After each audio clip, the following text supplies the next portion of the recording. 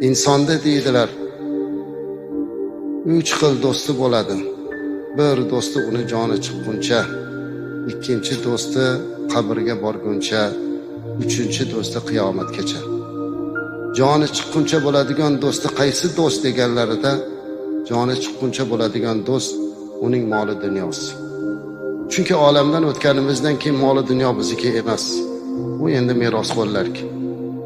Qabrigacha boradigan do'st kim? Bu uning farzandlari, aqrabo, yaqinlari. Qabrgacha boradi, lekin uni yog'iga hech kimda had yo'q.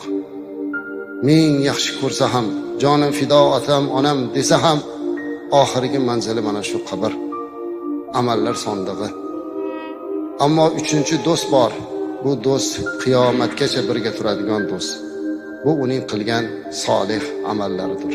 Ana shu amal xolis bo'lishligi, Alloh